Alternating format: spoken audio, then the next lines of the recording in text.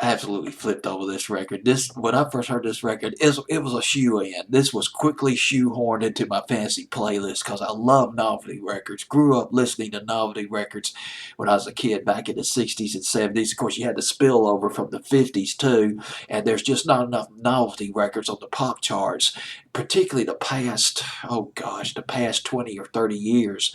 So Hampton, the hamster dance, boy, that was some, well, maybe some comic relief if you want to call it that. Hampton, the hamster, did not make top 40 here in the States, was not played. I mean, the top 40 radio stations over here would not play that. A program director would listen to that record and say, oh my God, we can't play this. Our ratings will tank. They could be right. But it's on my fancy playlist. Third of three debuts on my fancy playlist at number 38 on December 30th, 2000 on my fancy playlist. The song was produced by Canadian remix trio, Canadian remix team of the Boom Tang Boys. This record went to number 4 in England. Hamster Dance did. Went to number 1 in Canada, went to number 5 in Australia. The concept. This was the brainchild. The Hamster Dance was a brainchild of a Canadian. Her name was Deidre Lacarte, and she designed the hamster dance in 1998.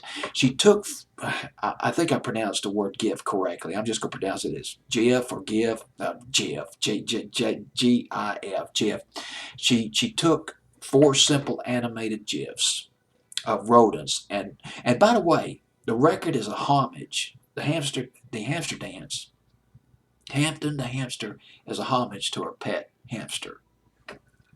4 simple animated GIFs of rodents and a hamster, repeated over and over again to a loop that also is repetitious, a loop of music that was embedded in the HTML computer language, and samples a speed up version of Roger Miller's Whistle Stop, which came out back in 1973. It was for Disney film, Robin Hood, I believe, back in the early 70s.